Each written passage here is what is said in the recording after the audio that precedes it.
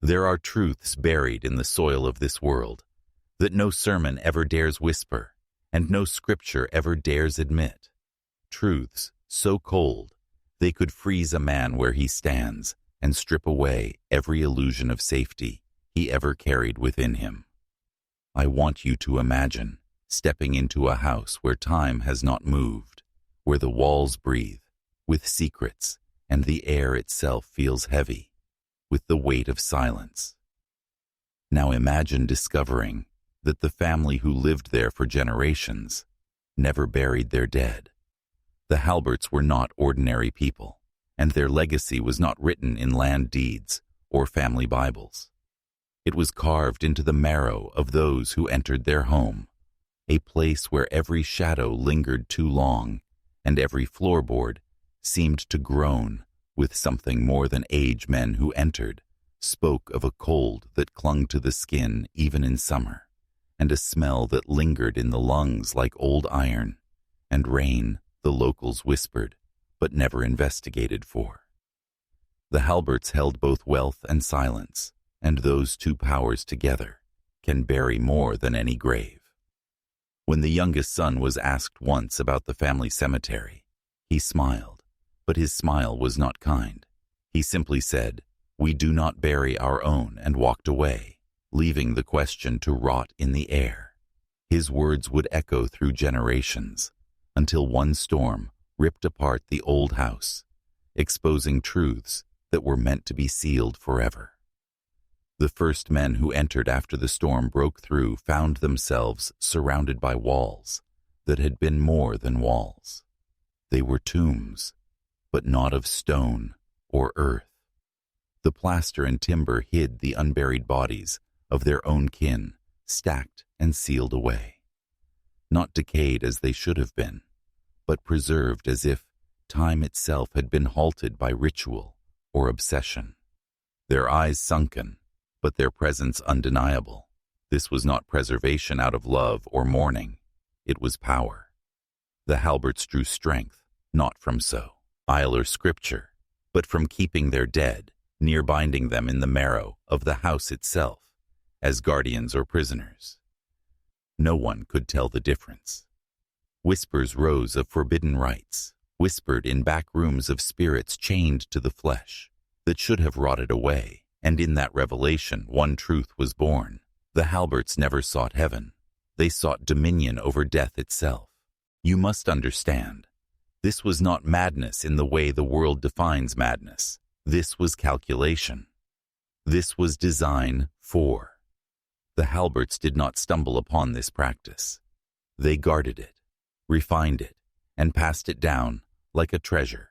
Hidden in blood, their children were raised, not with lullabies, but with whispers of the ancestors sealed within the walls.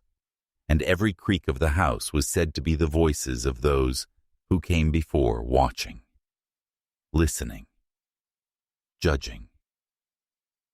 Imagine being a child in such a home, walking past the parlor where portraits stared too long, or lying awake while faint footsteps moved above you, though no one had gone upstairs. Imagine the lesson carved into you. Before you ever understood words, you belong to the family, and the family belongs to the dead.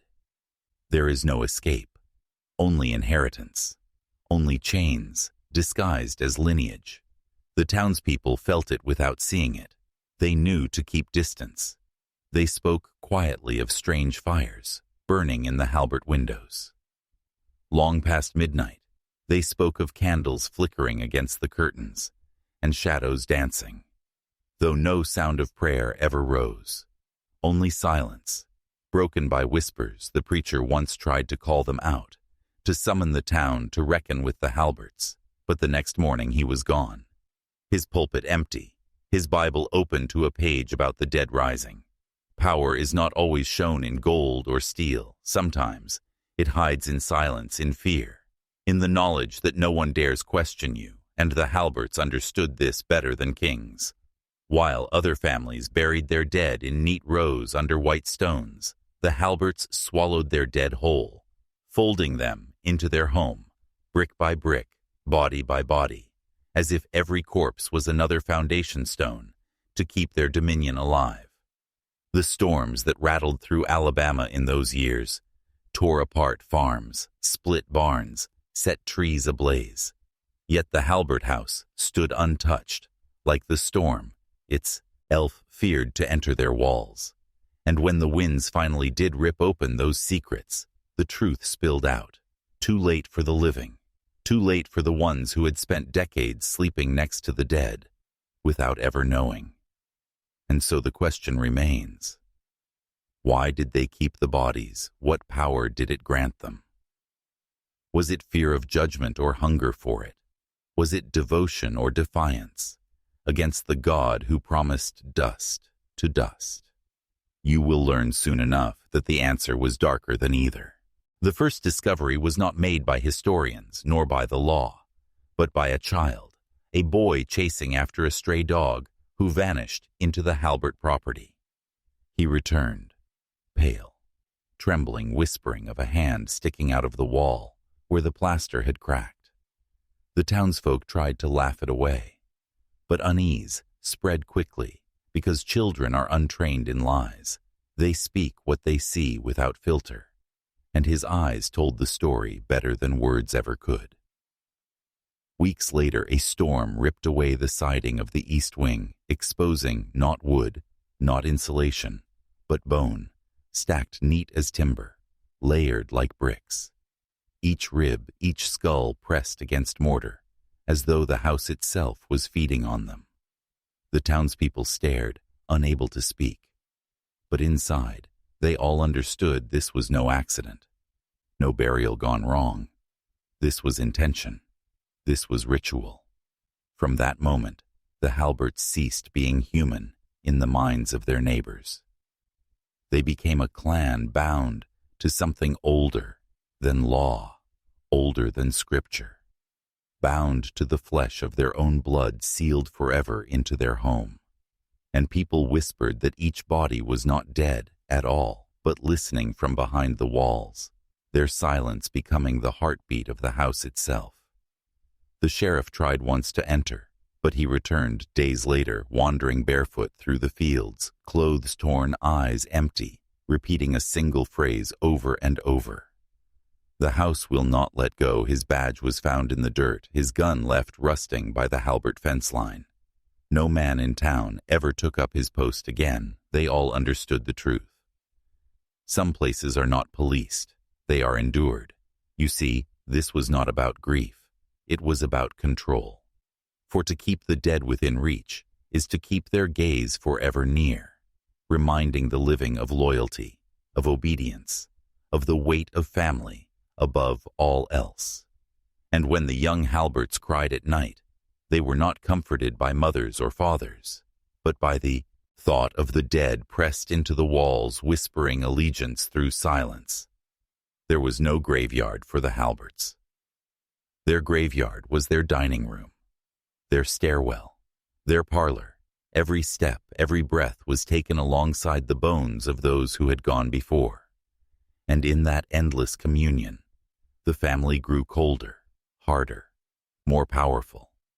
For fear is nourishment, and the Halberts fed it like wine. The deeper you follow the Halbert story, the more you realize this was never a family bound by love, but by an order hidden behind their name. For in private journals found decades later, their patriarch wrote of a covenant, a vow taken not in church, but in candlelit rooms, with walls already humming with the weight of buried kin. He spoke of death, not as an ending, but as a binding, a seal of continuity, to keep the power of the bloodline intact. Every wall was marked not with paint or plaster alone, but with symbols carved in secrecy, marks etched so deep they bled through the timber like veins. They were signs no villager could decipher. But anyone who stared too long felt sick to the stomach, like something was clawing from the inside, demanding recognition. And it was said that the youngest Halberts were taught to trace these marks at night with trembling fingers until the house itself accepted them. The family did not bury because to bury meant to release, and release meant weakness. They kept their dead because they feared irrelevance, feared fading into dust and anonymity. The bones became their monuments, their fortress, their silent choir reminding every generation that obedience was not optional. It was survival. And when one of them questioned the covenant, the punishment was not exile, but integration. Their body sealed behind a wall before their voice could even finish its protest. Travelers spoke of lights glowing through the cracks at night, whispers threading the air like breathless prayers, not the voices of grief but of command. It was as though the bones themselves had become vessels of power, feeding the living, steering them, shaping them into instruments of something much older than the Halberts themselves. This is why the family never crumbled through famine, through war, through plague. Their walls held steady because their walls were not built of wood and stone, but of ancestors. Watching, guarding, punishing, and rewarding the house itself became the law, the tradition. The unbreakable cycle of power, and those who entered said they felt eyes pressing down from every corner. Not one pair, but dozens. Generations stacked upon generations, silent but awake. The truth is that the Halberts never needed a cemetery. Their home was their temple, their archive, their cage and their throne, a place where time did not pass, but collected layer upon layer, until the air itself felt thick, heavy, sacred and poisonous at once. By the middle of the 19th century, the whispers about the Halbert family spread far beyond their village, yet no one dared to confront them because every attempt ended in silence. Investigators who came with questions were never seen again. Clergy who threatened excommunication fell sick within days, and neighbors who dared to accuse found their livestock dead. Their children fevered their homes, burned without cause, as though the very earth itself was warning them to leave the Halberts alone. The family understood the power of fear better than any ruler or priest. They weaponized silence. They turned mystery into armor. Every rumor became a barrier. Every unanswered question became a warning. And while the rest of society buried their dead to move on, the Halberts showcased theirs to remind themselves and others that they were never alone. They lived in a fortress of loyalty made of bones. Inside the house, every object carried weight. Portraits hung not as decoration, but as surveillance. Eyes painted with unnerving precision. So lifelike visitors swore they blinked at night. Candlesticks melted into shapes resembling skeletal hands. Floors creaked in patterns, too deliberate to be chance. As though footsteps were rehearsing a ritual older than memory, the house breathed.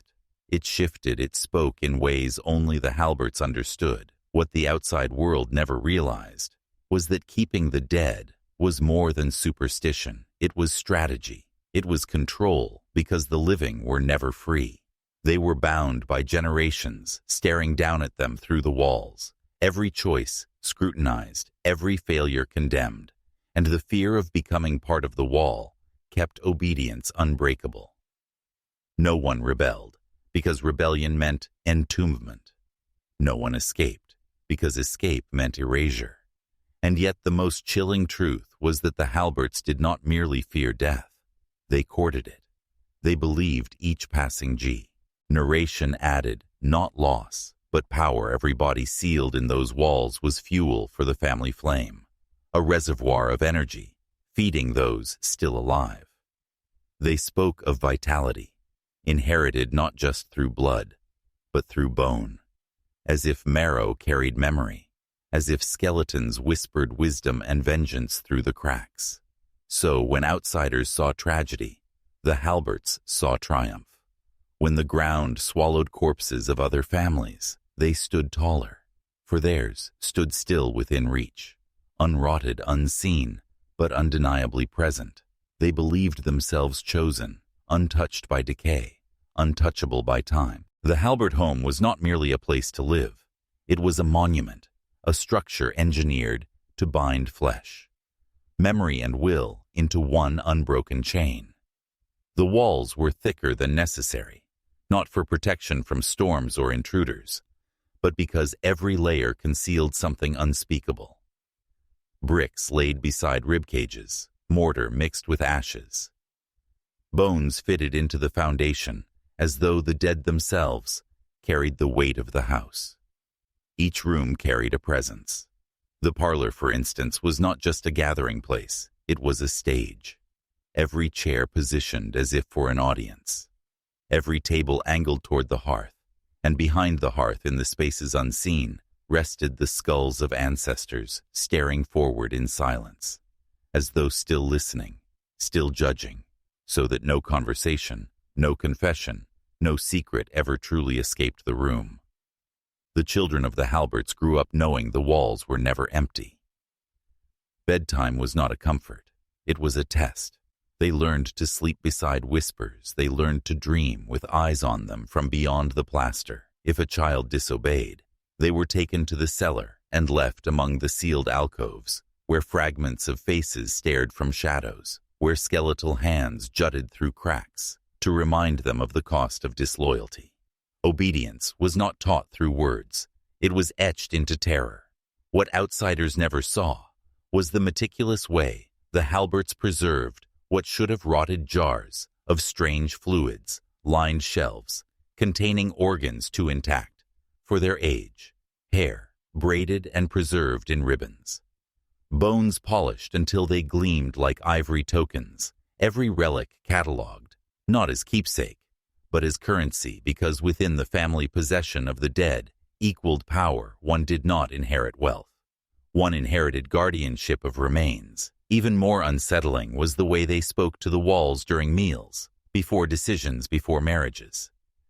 They consulted the house, itself pausing to listen for the creak, the groan, the faint shift as though waiting for approval or refusal. They believed the dead spoke not with words, but with pressure in the air, with flickers of flame, with patterns of rot and growth on the wood. Every answer was hidden in the silence. In this way, the Halberts blurred the boundary between living and dead until it disappeared entirely. They were one body, stretched across centuries. One voice echoing through marrow and stone. One will carried in the bones of children, yet unborn. The outsider who stumbled upon the Halberts' secret was not a man of courage, but a man of necessity. A land surveyor, tasked with mapping boundaries for a neighboring estate. He was not drawn by curiosity or tales of superstition, but by duty yet. When he entered the property, something shifted. The silence pressed in, heavier than any forest he had ever walked through. The air seemed too still, as though the trees themselves were holding their breath. He was invited inside with the false courtesy, the Halberts reserved for strangers, their voices smooth but hollow, their eyes fixed on him longer than polite. And when he stepped across the threshold, it was as though the ground beneath him sighed, not a floorboard creak, but something deeper. Something that felt like the house itself exhaling. He noted the unnatural chill, not of draft, but of presence. As he measured rooms, he noticed patterns that made no logical sense. Walls that extended farther than the exterior should allow doors placed where no door belonged. Windows sealed with stone from the inside. Each time he moved his chalk along the plaster, he heard faint taps from behind, as if something within was tracing his lines alongside him. He returned on a second day, insisting on examining the cellar, and it was there he saw what the family never meant him to see.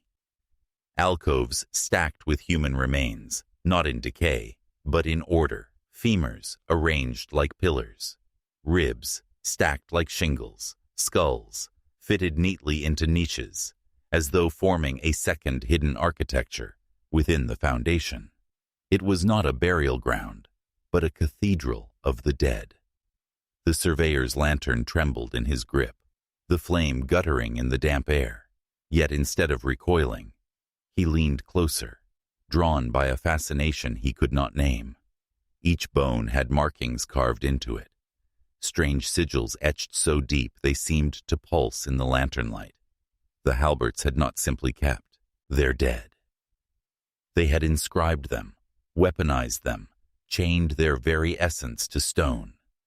When he fled the cellar, the family was waiting at the top of the stairs.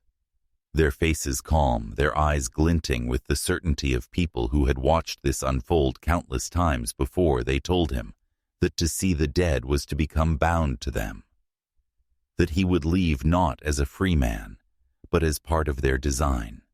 And though he ran that night into the fields, he carried something with him, something that whispered in the darkness and followed him long after. By the time the surveyor returned home, he was no longer entirely himself. A shadow had followed him from Ravencrest Manor, a cold persistence that whispered in empty rooms and stirred in mirrors when he blinked. The edges of his vision seemed thicker, darker, as though something had walked beside him, unseen yet present. He found himself compelled to write down the measurements of the house. Even though he knew no one would believe him, neighbors noticed a change in him. He spoke less, and when he did, it was in a cadence that mimicked the Halberts, a careful, measured tone that seemed to carry instructions rather than conversation. He no longer walked freely through the streets, but lingered at boundaries, watching corners, calculating angles as if invisible walls guided his path. He had become, without consent, a vessel for what he saw. Within weeks, others in his small town began reporting strange occurrences, doors locking themselves, footsteps on stairs, when no one was present, windows rattling, though the wind was absent whispers, beneath doors asking questions that no one had spoken aloud. He tried to warn people, but his words, though clear to him, struck them as nonsense. And yet he could feel the invisible tether pulling through the town, binding everything in proximity to Ravencrest's legacy. One night he dreamt of Magnus Halbert standing over him in the surveyor's study, but impossibly larger, the ceiling stretching beyond view the patriarch's face, a mask of patience and calculation. "You carry us now," he said, not in words, but in presence. And when the surveyor awoke, he found faint markings on his palms, lines that had not been there before. Sigils that mirrored the carvings he had seen in the cellar. The family was extending their influence beyond walls and woods. They were claiming new ground. The spread was subtle at first. A neighbor's child sickened for no reason. A dog refusing to enter. A certain yard. Shadows that moved in the flicker of candlelight, yet grew when lights were brighter. People began to whisper about a family that never sleeps. Some laughed. Others crossed themselves and locked doors, unaware that to laugh or pray or hide did not sever the connection. The Halberts' reach was not confined to fear. It was structural to reality itself, a slow invasion of life by the principles of death. As months passed, the surveyor became increasingly isolated, his journal filled with diagrams that mapped the unseen architecture of Ravencrest. He recorded symbols, positions, the exact angles of bones in the walls, the way light interacted with preserved flesh, the mechanical nature of their movement, all intended not for comprehension, but survival, and the reader of the journal would sense the creeping logic of a family that treated life and death as equally malleable. By the first anniversary of his visit, he had no friends, no family willing to meet his gaze. He had become a ghost, moving among the living, tethered to the Halberts' will each night. He checked the doors each morning. He measured shadows. He whispered phrases he did not understand, but that kept the presence at bay, and every so often he glimpsed figures in his peripheral vision. Figures moving stiffly and perfectly synchronized, like marionettes with invisible strings. A reminder that the Halberts' dominion had grown. The next step was inevitable. He realized that to resist was to invite more than observation. It was to invite transformation, and somewhere in the blackened folds of Ravencrest, a plan continued, unbroken centuries long, a plan to extend the family's unnatural preservation beyond blood to anyone who came close. The surveyor awoke one morning to a silence deeper than any he had known. No birdsong, no wind, no distant church bells, even the sun seemed muted, as though the sky had been drained of color. He felt an unnatural stiffness in his joints. His fingers curved just slightly too far when he stretched. A cold awareness settled over him. He was not alone, though the house seemed empty. In the corner of his room, indistinct at first, he saw movement, 5 figures arranged in the shadows, like a perverse family portrait. A tall man, a woman, 2 children, and a boy on the cusp of adulthood. They did not breathe in a conventional sense, but their presence pressed against his chest, as though air itself was being claimed by them. The surveyor tried to scream, but the sound lodged in his throat. Days became indistinct, the boundaries between night and day blurred. He began noticing changes in his reflection, skin waxy and unyielding, eyes sharper than before. He moved in ways that were subtly wrong, joints locking just slightly longer than natural, limbs bending like the Halberts. He found himself cleaning the house not for hygiene, but to satisfy invisible standards that had no origin yet governed every motion. Letters arrived, unsigned small packages containing dried flowers, broken glass, or powders he could not identify. He knew instinctively they were instructions not for reading, but for becoming the surveyor. Found his mind cataloging every object, every shadow, every creak of the floor, as though preparing a map of a city. Only he could perceive soon. He noticed the edges of the town behaving differently. Lights flickered at precise intervals. Animals hesitated at certain gates, and people avoided the streets that ran too close to the manor. One evening, he realized he had prepared a space, a ritual chamber in the cellar. He did not remember constructing the workbench, the tables, the glass jars containing lick. The surveyor awoke to a cold morning, the sky a muted gray, no bird song, and the wind carrying whispers that sounded like words, not meant for the living. He stepped outside and saw the first evidence the influence had spread through the neighboring village. The fences bent in ways that seemed deliberate. Animals froze mid-step, children paused mid-laughter, and the adults walked as though guided by invisible strings. The world felt altered and heavy with intent. He noticed the old mill by the river behaving strangely, the wheel turning backward against the current as if resisting time itself inside. The machines vibrated with a rhythm that resonated with his heartbeat. He realized the Halberts' methods were not limited to preservation of the dead, but of control over the living. Each object, each structure, each shadow had become a node in a network of silent domination. Villagers reported strange phenomena without connecting them to each other, lights that followed no source, sounds of conversation. When no one was present, and fleeting shadows at the edges of vision, the surveyor attempted to warn them, but found his voice strange, and distant words emerged, altered, carrying an undertone of compulsion. He began to understand that by becoming part of the Halberts, he was now a vector of their presence, a living extension of centuries-old practice. He wandered into the forest at dusk, drawn by instinct rather than choice. The trees themselves seemed to lean toward him. Branches bending in unnatural arcs, he saw footprints appearing in the snow that were not his own. They moved against logic, defying the natural flow of the path he felt. The presence of the Halberts guiding him deeper, the forest became a cathedral of suspended life, frozen in subtle motion, a gallery of echoes where time refused normal passage. Along the way, he discovered other dwellings, partially hidden structures that housed people. The surveyor felt the weight of inevitability pressing on him. The air thick with the scent of decay and chemicals, he wandered through the dim corridors of a hidden dwelling, discovered near the edge of the forest. Each room meticulously arranged bodies in varying states of preservation, seated, standing, lying as if in silent conversation. The walls lined with journals, charts, and equipment that hummed with latent energy. He realized the Halberts' craft had spread far beyond Magnus's initial vision. He noticed a young woman whose eyes mirrored a strange clarity, almost hypnotic in their intensity. Her skin unnaturally smooth, her movements subtle but deliberate. She regarded him without speaking, and he understood instantly that she was both observer and participant in the ongoing experiment. The Halberts had evolved their methods to include the living, not just preserving the dead, but creating a hierarchy of controlled existence.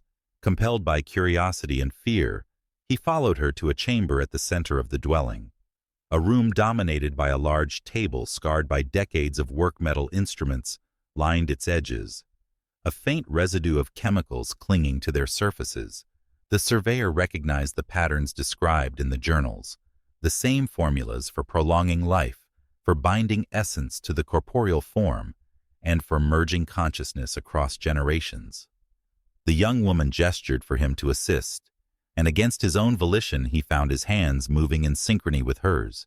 She guided him through the steps, precise measured adjustments of chemicals, incisions, and positions, each action unfolding like a ritual, centuries in the making as he worked. He felt a subtle shift within himself, a merging of thought with the family that had never truly died. The line between obedience and identity dissolved. Hours passed, or perhaps days, he could not tell. Time had lost its meaning, the room alive. The surveyor left the hidden dwelling with a new sense of purpose. Every step weighted with the unseen presence of the Halberts. He moved through towns unnoticed, blending in yet carrying the legacy of centuries of forbidden knowledge. Each interaction, each observation, was now filtered through the consciousness of a family who never accepted finality.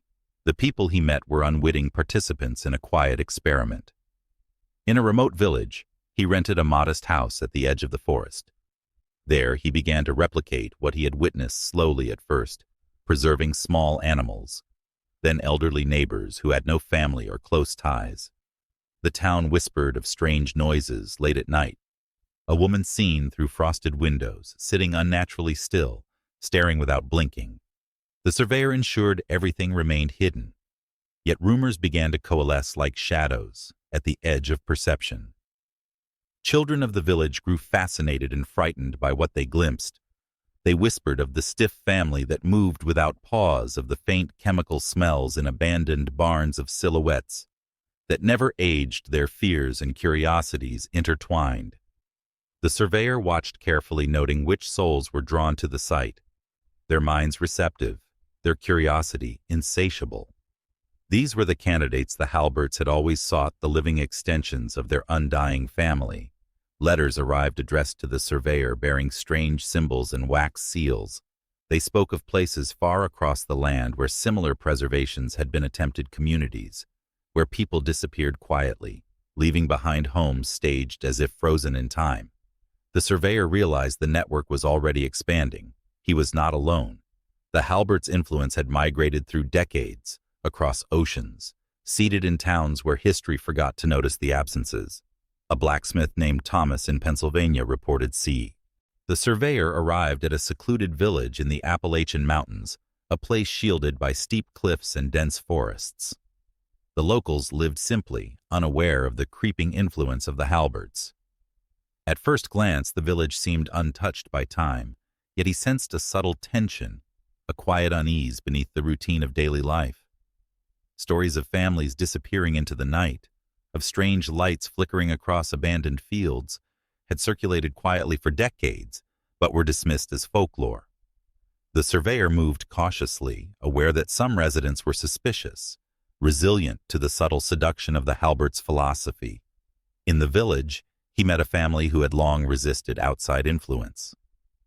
The patriarch, a stern man named Elias, had lost relatives to unknown circumstances over the years and suspected that something unnatural persisted in the shadows.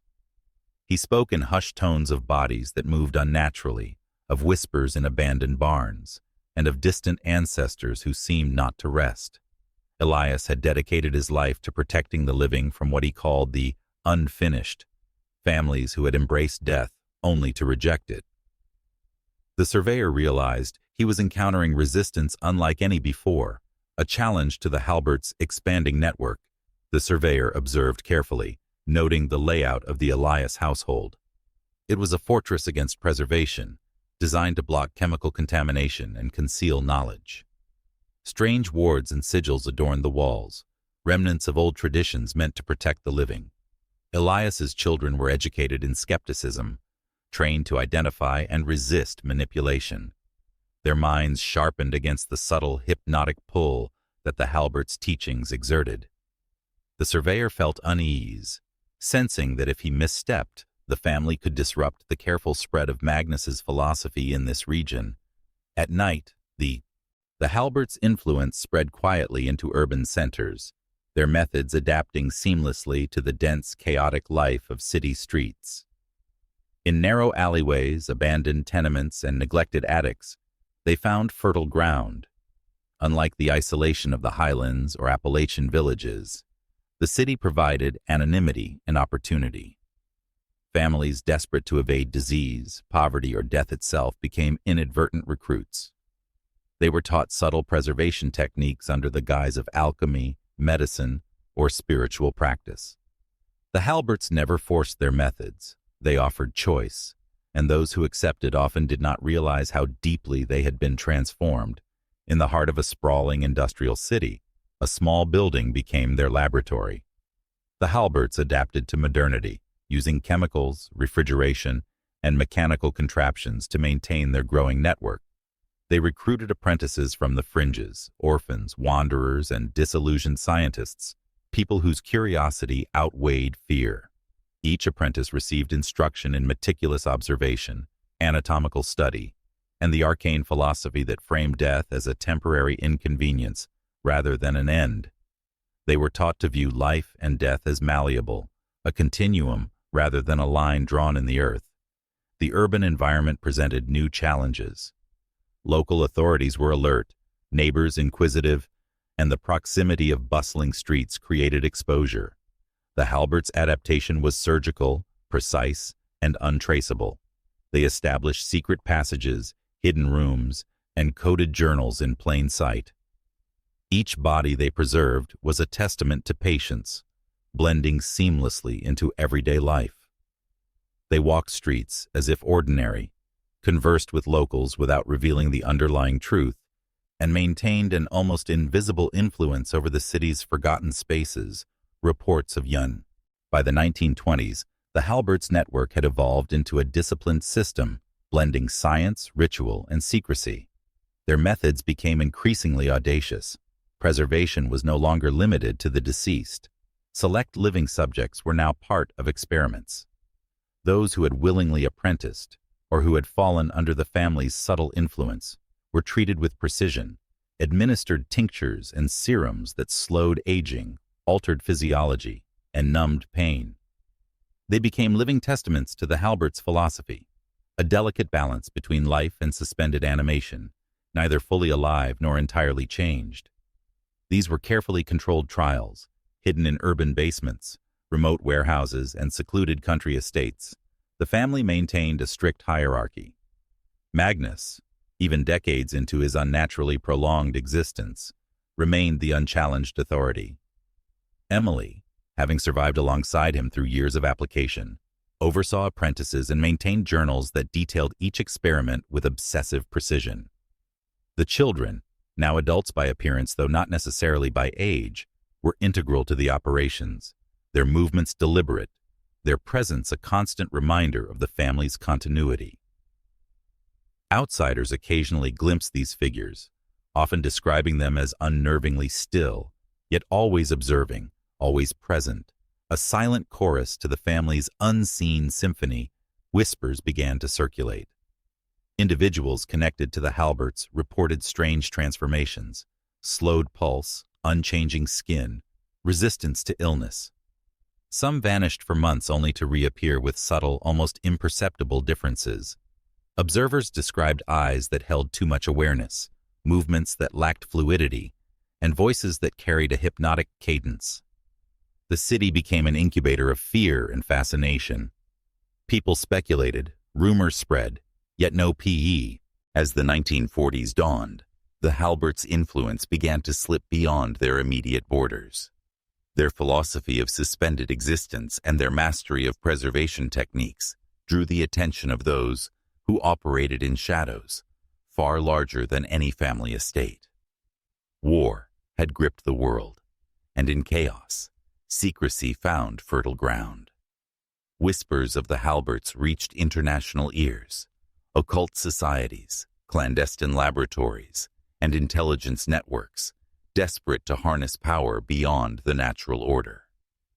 To these outsiders, the Halberts were not a family of grief-stricken mourners, but custodians of forbidden science, a resource to be exploited or destroyed. Some claimed that emissaries from Europe sought them during the war years, offering protection in exchange for knowledge. Others suggested that their experiments in halting decay were mirrored by state programs seeking ways to preserve soldiers, enhance resilience, or even suspend the dead for later reanimation. The Halberts refused direct alignment, not out of patriotism or loyalty, but because their vision was deeper, older, and utterly self-contained. To them, governments were temporary scaffolds. Only the family's legacy mattered, and only their descendants could steward it. Still, their name began to drift into coded reports and half-hidden files, described not in full, but through symbols and vague designations. International rumors grew darker. In port cities, sailors spoke of cargo that traveled under guard, sealed crates that emanated a faint chemical odor, bound for unknown destinations. In Eastern Europe, refugees carried tales of a family who could hold back death with nothing but ritual and formula. In South America, cults whispered the Halbert name, as if invoking a covenant, integrating fragments of their philosophy into hybrid practices. Wherever the story surfaced, it bent itself to local fears, becomes ing less a name and more a cipher for the refusal of mortality. For the family, this expanding reputation was both shield and risk. The aura of myth made them untouchable in some circles, but it also attracted hunters. Detectives, scholars, and rival occultists tried to pierce the veil, following trails that led only to dead ends or to the silent gaze of Halbert descendants who knew how to watch without being seen. Every attempt at intrusion only reinforced the family's mystique, deepening the sense that they were not a dynasty bound by blood, but a lineage bound by an unbroken pact with time itself. By the late 1940s, the Halberts had become less a family in the public eye and more an international legend. They moved through history like shadows across parchment, faint but indelible. Their presence was whispered in archives, mentioned only in passing in secret councils, but always with the same undertone. Here lies knowledge that bends the natural order. The world had entered an age of destruction and reconstruction, but for the Halberts, it was merely another chapter in their ongoing defiance of burial, another season in their refusal to surrender to earth and decay. When the Cold War spread its long shadow across the globe, the Halberts' legacy seeped deeper into the bloodstream of secrecy. Nations were no longer fighting over land or armies alone, but over knowledge, the hidden sciences that promised power beyond warfare. It was in this climate that fragments of the Halberts' rituals began to appear in programs no family member had ever consented to. Government laboratories spoke in sterile terms, like suspended animation and tissue stabilization. But beneath the clinical language pulsed echoes of the family's covenant with deathless preservation. Files marked classified carried diagrams, eerily similar to journals, that had once been hidden in the Halbert estate. The same sigils the family carved into walls appeared scrawled into the margins of research notes in labs thousands of miles away. Was this theft, or was it dissemination through channels the family themselves had opened? The truth remains uncertain, but what is clear is that the Halberts' refusal to bury their dead had transformed from a private obsession into a template for institutional manipulation. The intelligence community whispered of black sites where bodies were kept between life and death, waiting to be awakened for interrogation or experimentation. Scientists claimed breakthroughs in cryogenics, but insiders knew that these projects were rooted not only in physics, but in rituals long dismissed as superstition. The Halberts had cracked something essential, a way to resist decay, not just of the body, but of memory and identity. And now, the state was eager to control it. Some even suspected that agents embedded within occult societies had infiltrated the Halbert line, extracting fragments of their knowledge without leaving fingerprints. For the family, this theft was both validation and betrayal. On one hand, their covenant had proven irresistible, a force too potent for nations to ignore. On the other, their sacred philosophy was being diluted, converted into tools for power-hungry bureaucrats who sought only utility, not reverence. The Halberts began withdrawing even further from the visible world, shrouding themselves in rituals of concealment, their estate becoming less a house and more a fortress of silence. Yet even in retreat, their shadow stretched across continents, because every experiment in preservation, every classified file on reanimation, carried the faint, unacknowledged mark of the Halberts' refusal to let the earth claim what was theirs. The Cold War raged on in the open with missiles and espionage, but beneath that surface lay another war, one fought in darkness over the secrets of life and death. In that hidden theater, the Halberts remained undefeated, not through direct confrontation, but through the quiet certainty that no matter how much was stolen, the true essence of their covenant lay locked within the blood of their lineage, waiting for a time when it would rise again. The modern world prides itself on progress, on science, on the illusion that the old fears of death and darkness have been conquered.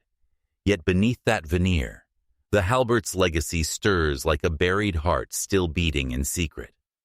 Their estate has aged, its walls cracked by time, yet within those fractures lies the truth they never surrendered. For 93 years they refused the soil, and the earth grew restless. What they kept hidden was not merely bodies, but continuity of presence, a chain of identity unbroken across generations. In those preserved remains lived whispers of memory, fragments of will, and echoes of power that no coffin could contain. When investigators entered the house at last, they did not find graves. They found guardians. The corpses were not rotting, but suspended in an uncanny state, faces pale but intact, eyes closed as if in patient slumber. The air itself carried a charge, as though the walls hummed with secrets woven into the very wood. Some described the sensation of being watched by those who should have been dust long ago. Others spoke of whispers too low to be captured, words brushing against the edge of hearing like a breath from nowhere. The truth was undeniable. The Halberts had preserved their dead not as mementos, but as sentinels. And here is where you, the listener, must understand the weight of what has been uncovered. This is not merely the story of a family consumed by obsession. This is the revelation of a principle hidden from the masses. Death, as it is sold to you, is not inevitable in the way you were taught. Institutions need you to believe in finality, because belief in permanence keeps you obedient, fearful, easy to mold. But the Halberts fractured that illusion. They demonstrated that memory and identity can resist erasure, that the line between the living and the dead is far thinner than you have been allowed to imagine. Now the question becomes, what happens when such knowledge seeps into your own mind? You have walked with me through darkness, through hidden chambers and forbidden covenants. And now you stand at the threshold of transformation. If you understand what has been revealed, leave a mark that no algorithm can ignore. Write twice in the comments the phrase, "The dead do not sleep," and in doing so, you claim identity with those who refuse to be buried, those who refuse to be erased. For once you awaken to these truths, you are no longer merely a listener. You are part of the lineage of forbidden awareness, a keeper of secrets they never wanted you to hear.